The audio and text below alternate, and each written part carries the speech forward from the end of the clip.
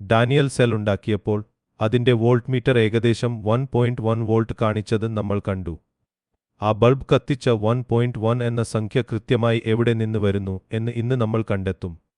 ഓരോ സെല്ലും എത്ര വോൾട്ട് തരും എന്ന് മുൻകൂട്ടി കണക്കാക്കാൻ പറ്റണം. അതിനുള്ള താക്കോലാണ് ഇന്നത്തെ ആശയം, ഇലക്ട്രോഡ് പൊട്ടൻഷ്യൽ. ഓരോ ഇലക്ട്രോഡിന്റെയും സ്വന്തം പുഷ് അളക്കാൻ ഒരു അളവുകോൽ നമ്മൾ ഉണ്ടാക്കും. ഒരു മെറ്റൽ കമ്പി അതിന്റെ സ്വന്തം അയോണുകൾ അലിഞ്ഞുചേർന്ന ഒരു സൊല്യൂഷനിൽ മാത്രം മുക്കിവെക്കാം. ഉദാഹരണത്തിന് ഒരു സിങ്ക് കമ്പി സിങ്ക് അയോണുകളുള്ള സൊല്യൂഷനിൽ. ഇവിടെ വയറോ രണ്ടാമത്തെ കമ്പിയോ ഇല്ല, ഒറ്റ കമ്പി മാത്രം. സിങ്ക് ഇലക്ട്രോൺ വിട്ടുകൊടുക്കാൻ താൽപ്പര്യമുള്ള മെറ്റലാണ് എന്ന് നമ്മൾ പഠിച്ചു. അതുകൊണ്ട് കമ്പിയിലെ ചില ആറ്റങ്ങൾ 2 ഇലക്ട്രോൺ വീതം ഉപേക്ഷിച്ച് സിങ്ക് 2+ അയോൺ ആയി സൊല്യൂഷനിലേക്ക് ഇറങ്ങും. വിട്ടുപോയ ഇലക്ട്രോണുകൾ കമ്പിയിൽ തന്നെ പറ്റി നിൽക്കും. അതേസമയം സൊല്യൂഷനിലുള്ള ചില സിങ്ക് 2+ അയോണുകൾ കമ്പിയിലെ ഇലക്ട്രോൺ സ്വീകരിച്ച് വീണ്ടും ആറ്റമായി കമ്പിയിൽ അടിഞ്ഞുകൂടും. കുറച്ച് കഴിയുമ്പോൾ പുറത്തേക്ക് പോകുന്നതും തിരിച്ചുവരുന്നതും തുല്യമാകുന്ന ഒരു ബാലൻസിൽ എത്തും. ഈ ബാലൻസിൽ ഒരു കാര്യം ബാക്കിയാകുന്നു. കമ്പിയിൽ കുറച്ച് അധിക ഇലക്ട്രോൺ കാരണം നെഗറ്റീവ് ചാർജ്, അതിനോട് തൊട്ടുചേർന്ന സൊല്യൂഷനിൽ കുറച്ച് അധിക പോസിറ്റീവ് ചാർജ്. രണ്ടിനും ഇടയിലുള്ള ചാർജ് വ്യത്യാസമുണ്ടാക്കുന്ന പൊട്ടൻഷ്യലിനെയാണ് ഇലക്ട്രോഡ് പൊട്ടൻഷ്യൽ എന്ന് വിളിക്കുന്നത്. A potential difference develops between the electrode and the electrolyte, which is called electrode potential. ഓരോ മെറ്റലിനും ഇലക്ട്രോൺ വിട്ടുകൊടുക്കാനുള്ള പുഷ് വ്യത്യസ്തമാണ്. സിങ്കിന് എളുപ്പത്തിൽ, കോപ്പറിന് വിമുഖതയോടെ. അതുകൊണ്ട് ഓരോ മെറ്റൽ കമ്പിക്കും അതിൻ്റേതായ വലിപ്പമുള്ള ചാർജ് ഗ്യാപ്പ്, അതായത് അതിൻ്റേതായ ഇലക്ട്രോഡ് പൊട്ടൻഷ്യൽ ഉണ്ടാകും. ഇവിടെ ഒരു പ്രശ്നമുണ്ട്. ഒരൊറ്റ ഇലക്ട്രോഡിന്റെ പൊട്ടൻഷ്യൽ തനിയെ അളക്കാൻ പറ്റില്ല. കാരണം ഒരു വോൾട്ട് മീറ്ററിന് 2 അറ്റങ്ങൾ വേണം. അത് എപ്പോഴും 2 പോയിന്റുകൾക്ക് ഇടയിലുള്ള വ്യത്യാസമാണ് കാണിക്കുന്നത്, ഒറ്റ പോയിന്റിന്റെ വില അല്ല. ഒരു ഉദാഹരണം, ഒരു മലയുടെ ഉയരം പറയണമെങ്കിൽ എവിടെ നിന്ന് എന്ന് ആദ്യം ഉറപ്പിക്കണം. നമ്മൾ കടൽനിരപ്പിനെ 0 എടുത്ത് അവിടെ നിന്നാണ് എല്ലാ ഉയരവും അളക്കുന്നത്. അതുപോലെ ഇലക്ട്രോഡ് പൊട്ടൻഷ്യൽ അളക്കാനും എല്ലാവർക്കും പൊതുവായ ഒരു 0 അടയാളം വേണം. അതായത് എല്ലാ ഇലക്ട്രോഡുകളെയും താരതമ്യം ചെയ്യാൻ പറ്റുന്ന ഒരു പൊതുവായ റഫറൻസ് ഇലക്ട്രോഡ് വേണം. ആ ഒന്നിന്റെ പൊട്ടൻഷ്യൽ 0 എന്ന് ഉറപ്പിച്ച് ബാക്കി എല്ലാത്തിനെയും അതുമായി താരതമ്യം ചെയ്യും. ശാസ്ത്രജ്ഞർ ഈ പൊതുവായ 0 അടയാളമായി തിരഞ്ഞെടുത്ത ഇലക്ട്രോഡിന്റെ പേരാണ് സ്റ്റാൻഡേർഡ് ഹൈഡ്രജൻ ഇലക്ട്രോഡ്. ഇത് എങ്ങനെ ഉണ്ടാക്കുന്നു എന്ന് ഭാഗമായി നോക്കാം. ആദ്യം ഒരു പ്ലാറ്റിനം കഷണം. അതിന് മുകളിൽ പ്ലാറ്റിനം ബ്ലാക്ക് എന്ന ഒരു പരുപരുത്ത കറുത്ത പൊടി പൂശിയിരിക്കുന്നു. ഈ കമ്പി ഒരു ഗ്ലാസ് ട്യൂബിനുള്ളിലാണ്. ഈ പ്ലാറ്റിനം കമ്പി ഒരു ആസിഡ് സൊല്യൂഷനിൽ മുക്കിവച്ചിരിക്കുന്നു. ആ സൊല്യൂഷനിൽ ഹൈഡ്രജൻ പ്ലസ് അയോണുകളുണ്ട്.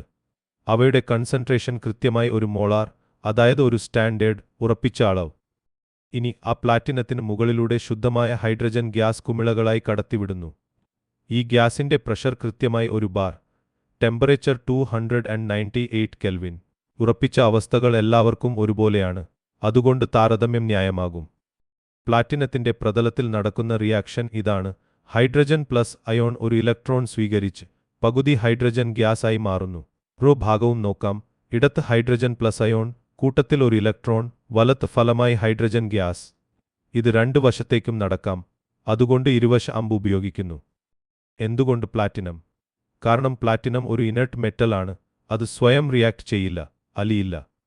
അതുകൊണ്ട് അതിൻ്റേതായ ഒരു പൊട്ടൻഷ്യൽ കൂട്ടിച്ചേർക്കില്ല. അളവ് ശുദ്ധമായി കിട്ടും. പകരം സിങ്കോ കോപ്പറോ ആയിരുന്നെങ്കിൽ ആ മെറ്റൽ തന്നെ അലിഞ്ഞ് അളവ് തെറ്റിക്കുമായിരുന്നു. പ്ലാറ്റിനത്തിന്റെ ജോലി 2 ആണ്.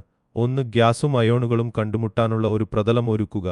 2 ഇലക്ട്രോണുകളെ വയറിലേക്ക് അകത്തേക്കും പുറത്തേക്കും കടത്തിവിടുക.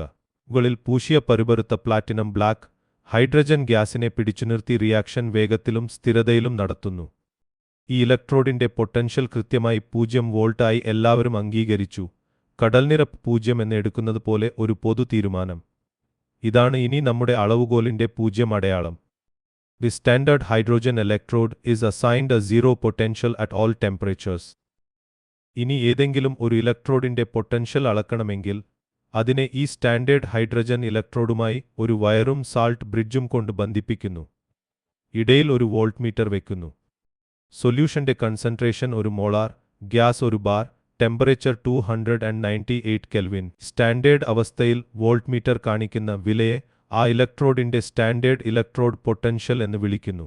ഇതിന്റെ ചിഹ്നം നോഡ് മുകളിൽ ഒരു ചെറിയ 0. then the concentrations of all the species involved in a half cell is unity, then the electrode potential is known as standard electrode potential. Cell voltage എപ്പോഴും വലത്തെ പൊട്ടൻഷ്യൽ മൈനസ് ഇടത്തെ പൊട്ടൻഷ്യൽ ആണ്. ഇടത്ത് ഹൈഡ്രജൻ ഇലക്ട്രോഡ്, അതിൻ്റെ വില 0. അതുകൊണ്ട് വലത്തെ വില -0, അതായത് വോൾട്ട് മീറ്റർ കാണിക്കുന്ന അതേ വില തന്നെ വലത്തെ ഇലക്ട്രോഡിൻ്റെ പൊട്ടൻഷ്യൽ ആകുന്നു. ഒരു കാര്യം ശ്രദ്ധിക്കണം, നമ്മൾ എപ്പോഴും ഇലക്ട്രോൺ സ്വീകരിക്കുന്ന ദിശയിൽ, അതായത് റിഡക്ഷൻ ദിശയിലാണ് ഈ വില എഴുതുന്നത്. എല്ലാ ഇലക്ട്രോഡുകളെയും ഒരേ ദിശയിൽ എഴുതുന്നതുകൊണ്ട് എല്ലാ വിലകളും ഒരേ അളവുകോലിൽ താരതമ്യം ചെയ്യാം. ഇനി 2 യഥാർത്ഥ അളവുകൾ. ആദ്യം കോപ്പർ ഇലക്ട്രോഡിനെ ഹൈഡ്രജൻ ഇലക്ട്രോഡുമായി ബന്ധിപ്പിച്ച് അളന്നപ്പോൾ വോൾട്ട് മീറ്റർ കാണിച്ചത് +0.34 വോൾട്ട്. ഈ വില പോസിറ്റീവ് ആയതുകൊണ്ട് കോപ്പർ 2+ അയോൺ ഹൈഡ്രജൻ പ്ലസിനേക്കാൾ എളുപ്പത്തിൽ ഇലക്ട്രോൺ സ്വീകരിക്കും. കോപ്പർ എളുപ്പത്തിൽ റിഡ്യൂസ് ആകും.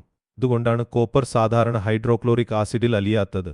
ആ ആസിഡിലെ ഹൈഡ്രജൻ പ്ലസിന് കോപ്പറിനെ അലിയിക്കാനുള്ള പുഷ് ഇല്ല. ഇനി സിങ്ക് ഇലക്ട്രോഡ് അതേ രീതിയിൽ അളന്നപ്പോൾ വോൾട്ട് മീറ്റർ കാണിച്ചത് -0.76 വോൾട്ട്. ഈ വില നെഗറ്റീവ് ആയതുകൊണ്ട് സിങ്ക് ഇലക്ട്രോൺ വിട്ടുകൊടുക്കാനാണ് കൂടുതൽ താൽപ്പര്യപ്പെടുന്നത്. സിങ്ക് എളുപ്പത്തിൽ ഓക്സിഡൈസ് ആകും. ഇവിടെ ഹൈഡ്രജൻ പ്ലസിന് സിങ്കിനെ അലിയിക്കാനുള്ള പുഷ് ഉണ്ട്. ഇപ്പോൾ ഓരോ മെറ്റലിനും ഒരു കൃത്യമായ സംഖ്യ കിട്ടി, അതിൻ്റെ ഇലക്ട്രോൺ കൊടുക്കാനോ സ്വീകരിക്കാനോ ഉള്ള താൽപ്പര്യത്തിൻ്റെ കൃത്യമായ അളവ്. നെഗറ്റീവ് വില ഇലക്ട്രോൺ കൊടുക്കാനുള്ള താൽപ്പര്യം, പോസിറ്റീവ് വില ഇലക്ട്രോൺ പിടിക്കാനുള്ള താൽപ്പര്യം. ഈ സംഖ്യകൾ ഉപയോഗിച്ച് ഏത് റിയാക്ഷനും മുൻകൂട്ടി പറയാം. ഇന്ന് നമ്മൾ ഒരു അളവുകോൽ ഉണ്ടാക്കി, ഹൈഡ്രജൻ ഇലക്ട്രോഡ് 0, അതുമായി താരതമ്യം ചെയ്ത് ഓരോ ഇലക്ട്രോഡിനും ഒരു സ്റ്റാൻഡേർഡ് ഇലക്ട്രോഡ് പൊട്ടൻഷ്യൽ. ഇപ്പോൾ കയ്യിൽ കൃത്യമായ സംഖ്യകളുണ്ട്. ഇവയാണ് ഏത് റിയാക്ഷൻ സ്വയം നടക്കും, ഒരു സെൽ എത്ര വോൾട്ട് തരും എന്നൊക്കെ മുൻകൂട്ടി പറയാനുള്ള താക്കോൽ. വീഡിയോ ഇഷ്ടപ്പെട്ടെങ്കിൽ ലൈക്ക് ചെയ്യാനും ചാനൽ സബ്സ്ക്രൈബ് ചെയ്യാനും മറക്കരുത്. നന്ദി.